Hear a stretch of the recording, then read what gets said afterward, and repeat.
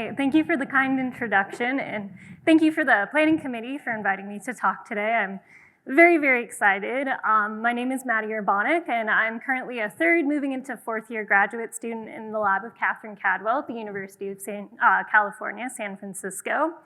And today, I'm gonna be telling you guys a story about work that nature already did for me. But there were a couple of tweaks we had to make to this tool that nature developed. So our lab is particularly interested in mapping neuronal circuits. And there are only a small selection of tools that we can actually use to do this in human tissue. And the tool that my lab utilizes is Barcoded Rabies virus. And to give a little bit of background, I'm particularly interested in studying the heterogeneity of neurons. These are the individual cells that make up the very complex structure of our brain. And you can see that complex structure right here. Fascinatingly, this structure is actually broken down into functional units. That is, that there are certain parts of your brain that are predisposed to, say, processing sensory information or executing outputs. And we can zoom in on these functional areas to see the myriad of different neuronal subtypes that exist within our 6 cortical layers. Here we have them classified by morphology. That is, the complex shapes and arborizations that they may take on and where they're located relative to each other within the layers of our cortex. Of course, we can also think about this in the context of gene expression. That is, how do different neuronal subtypes utilize different sets of genes to complete independent functions? For example, we have inhibitory neurons that express a certain gene that allow them to fast spike. They react very strongly to input stimulus in order to control circuitry. Finally, I would be remiss if I didn't talk about the electrophysiological activity of these cells. Neurons are special in that they can fire off action potentials. They can respond to their environment and send signals outward. And you can see from these different action potential traces that even though they're all technically action potentials, they're firing at different frequencies. Different neuronal subtypes, therefore, respond in different ways. Now, there's been a ton of work done to characterize these different modalities, and our lab also works on doing this in adult human cortex. However, the problem here is that these are intrinsic properties. These are what neurons do independently. And neurons don't work as an independent system. They work in communities. They're connected to one another. And so the goal of the Cadwell lab is to measure the heterogeneity of these intrinsic properties and marry them to their connectivity profiles. That is to ask how different types of neurons may wire together to form complex circuits that allow us to do things like think critically, chat with one another, or even celebrate a big win. So all that being said, you might be thinking, why would we pick rabies to do this? What advantage is coming from that? And there's a couple of reasons why our lab has settled on that. For one, the current approaches for studying connectivity are relatively low throughput and computationally intensive. And I don't think anything communicates this point quite as effectively as this multi-patching rig. So in an experiment like this, if you're a really talented electrophysiologist, which I am not, you're gonna sit down at this microscope and you're gonna take one of these electrode boxes, you can see there's like 8 here, and you're gonna very, very slowly navigate it so it's in close contact with a single cell in your tissue slice. You're gonna apply a little bit of negative pressure just to open up the cell, but not enough to burst the cell. And then that's gonna allow you to inject current and record how that neuron responds based on an electrode that's present within this handle. Now, that's only capturing the intrinsic property of that one neuron. If you wanna look at connectivity, you're gonna have to do that again, and probably again, and again, until you've wired up as many cells as you want to look at. And so this is sort of problematic for a couple of reasons. For one, it just takes a lot of technical skill to be able to do this. We work with a postdoc who's been patching for 10 years, and I've watched him struggle with this a ton. It's also reliant on the tissue health, and we're getting tissue from adult human neurosurgery patients. So this tissue is already not particularly healthy. It's also just not scalable. We're talking you're capturing maybe tens of connections in a single experiment, and that's if you get lucky and are actually targeting connected cells. Now, in contrast, there's been this really beautiful data set from the Microns Consortium that was recently published using scanning electron micrographs. And in these sorts of images, you basically collect image stacks like this, Put them together and you get these beautiful 3D reconstructions. And you can call connectivity with this data because you can actually see where synapses are coming in contact with one another.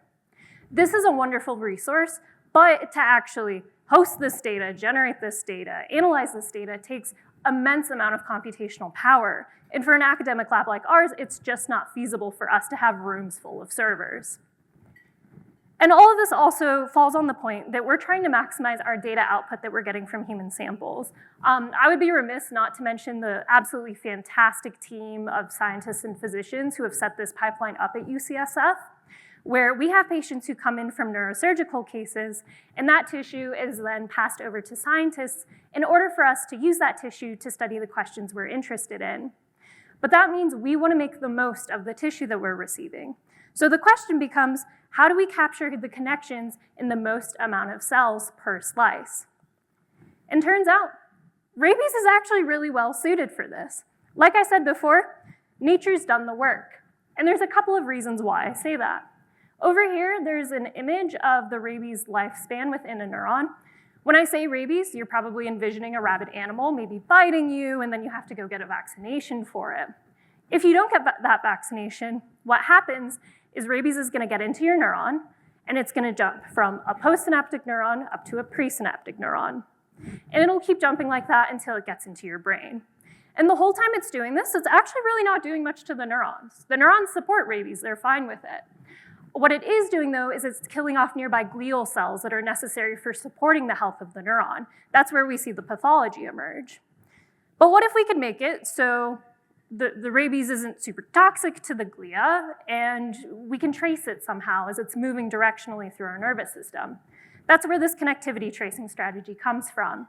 So because it's retrograde, we know which direction it's spreading, and because it's neurotropic, we're already basically enhancing the capture of neurons, because most of our neurons are going to be rabies positive because it's traveling exclusively through synaptic structures. Finally, we've made an addition to our rabies by adding a barcode. And this barcode is encoded within the backbone of the rabies genome. We've taken out a certain gene, which I'll touch on in a second. It normally goes there. And instead, we've added a red fluorophore so we can see where the rabies is within a cell. And then we've added this barcode sequence.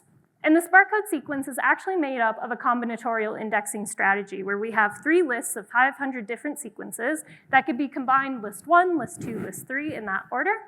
And this gives us scalability up to 125 million possible barcodes. That is, in a perfect experiment, which biology never is, of course, you could capture 125 million connections.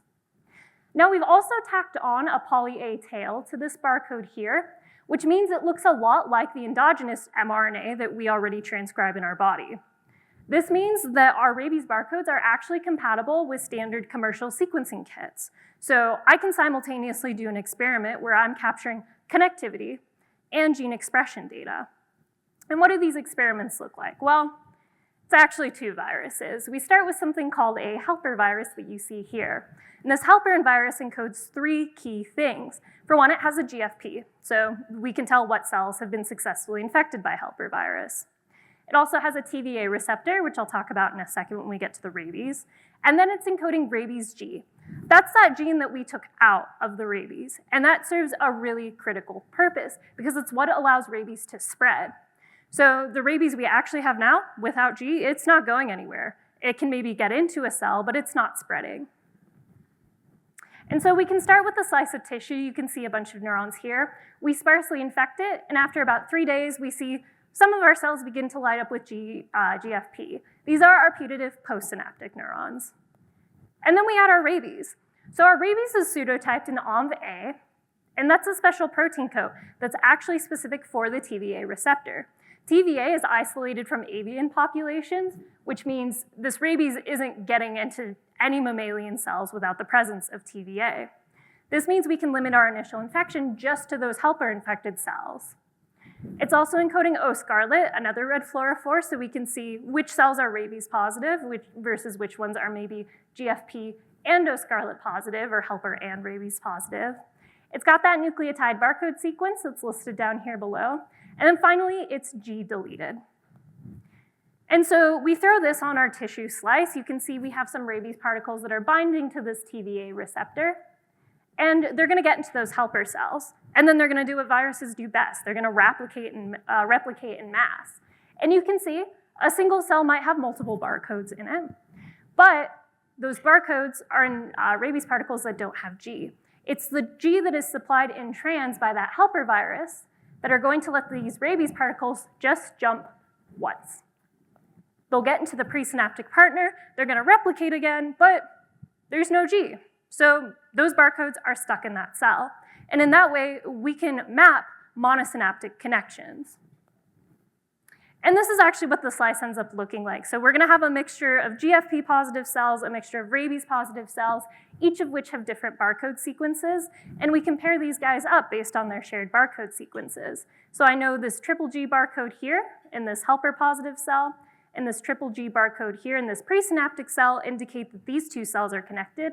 And because we know which one is helper positive, we know which one is the postsynaptic partner. And then we can marry this with our transcriptome data. So we can call cell types on each of these individual cells. And this allows us to build these sort of complex graph networks where we can look at how different cell types may be connecting to each other within a slice of adult cortex. And of course, we can also search for enrichments in these scores. That is to ask, if I build a random matrix where all the cell types within a given piece of cortex are all just randomly connected to each other, what sort of enrichments do I see when I compare that to what I actually have measured? And thankfully, we do know the rabies is doing its job because we see enrichment in our neuronal populations compared to our glia. So we love when science works out the way we think it should. But above that, we also see a couple of really interesting enrichments that haven't been described before. We have this enrichment in inhibitory crosstalk as well as some deep layer crosstalk. And so we do have a preprint out on this now. It's on bioRxiv. It's got a couple of things that I unfortunately just haven't had time to talk about.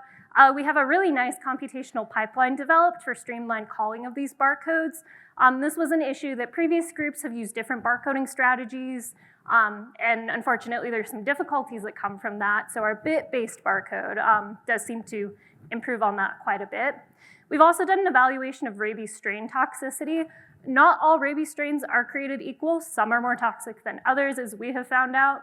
And then finally, and what we're probably most excited about, is we've developed a nuclear localization strategy for basically taking these barcodes that are otherwise just loose in the cytosol of the cell and tacking them to the nuclear membrane. And this is really cool for a couple of reasons.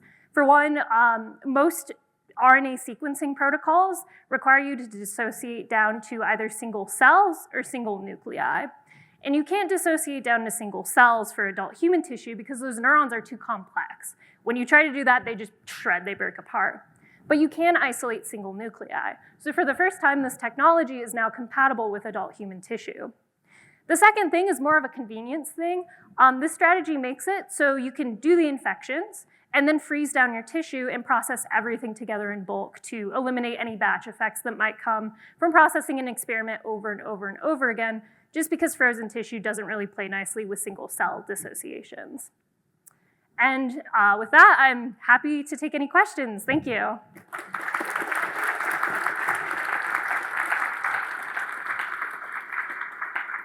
We have a question over here on your left. That was an excellent talk. Thank you. I am curious how you might imagine extending this technique for reading out synaptic strengths and neurotransmitter identities. Yes, that's a fantastic question, and something we, and I think a lot of people right now who are doing these experiments are also curious about. For a while, we thought that maybe rabies would preferentially travel down stronger synapses. One of the thoughts is that how rabies gets to the synapses is basically by co-opting some of these trafficking pathways that are already present in neurons. So you can imagine like a really active synapse has a bunch of resources that are coming from the cell soma.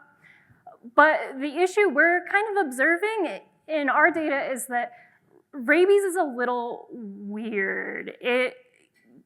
You have a lot of different populations of rabies that you can handle in this data because we can basically treat each unique barcode as like an individual infection event.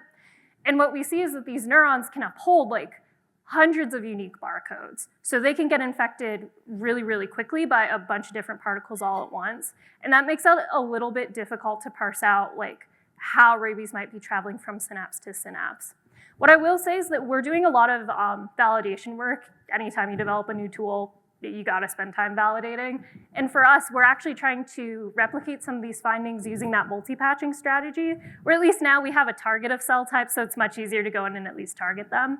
And at least with those methods, you are able to sort of capture the strength of those connections. But I think it's a really fantastic question that everyone in the field is still struggling with. Question over here. Yeah, thank you for the cool talk. So when you get multiple infections in one cell, do the rabies viruses recombine or interfere with each other? And can you actually exploit that in some way rather than just limiting them to one hop? Yeah, absolutely. So we don't actually see a lot of recombination with our barcode sequences. It was something we were concerned about because recombination happens when you have like sequences that are similar to one another. And most groups up to this point have been using what's called a randomer barcode, where it's just 30 completely random nucleotides all in a row. Our bit-based system, though, you're talking like 500 putative sequences, so there's a risk of recombination. We actually don't see it. I was really surprised by this data, but pretty much every rabies particle that's coming from a single cell has 3 completely unique bits. But we do have an interest in trying to basically edit the rabies genome in some way that we could trace as it's moving between founder cells, because we get a lot of collision where you have founder cells or helper positive cells that are connected to other helper positive cells. So we're interested in developing a method to basically mark every time a rabies particle is jumping from cell to cell. Another one back here on your left. Hi, great talk. 2 quick questions. Do you know, I guess this is mostly retrograde and it's going back. Do you have thoughts on the future for anterograde the other direction, so going from pre to post? And then I guess other people have made like delta GL or delta L or like other variants of these rabies viruses that are either higher titer or less toxic. Is that the case in your hands? Or? Yeah. So these are great questions. I'll start with the first one. There are some groups that are funded. We're part of like the NIH's U01 Connects consortium, so we get to meet a lot with other groups who are working on some of these other strategies. And the McCosker lab at Harvard is doing some really incredible work using barcoded AAVs, and that lets you capture interrograde. So there are all these different viral barcoding strategies that can be used in tandem, and what we're hoping to do is essentially create a bunch of different data sets, all in like mouse and macaque V1, and then basically compare how do our connectivity matrices differ with different viruses. So there are techniques out there, and I don't know, the more I look at my data and the more I hear from some of these other groups, the more I feel like it's gonna be something where we wanna get a lay of the land, see what biases each of these technologies introduce before we're like, yes, this is the strategy to take. To your second question, so a lot of issues regarding barcode diversity actually show up as a function of rabies being toxic when we're making it. So we basically give cells in a dish all the genes they need to make rabies, and then those cells that get all of those genes do end up making rabies. But if it's toxic, that's obviously a problem. Those cells die, they don't make any rabies. And so some of this work that you've been hinting at where you're taking out different genes should help that process, because you're taking away fewer genes that you have to receive, but also some of these genes are thought to maybe be a little bit toxic. The issue we've seen is that when you start messing with the rabies genome, the transcription levels of other genes kind of get messed up because rabies transcribes its genome in one hit. So it goes through all 5 genes, but it stutters along the way. And so you get a gradient expression as you move from the first gene in the cassette all the way to the end. And so some of sort of the issues we've run into is that like suddenly our barcode's being not really expressed at all, and one of these upstream genes is suddenly being expressed way more than it really should be. So we haven't had a lot of luck integrating those strategies in our hands.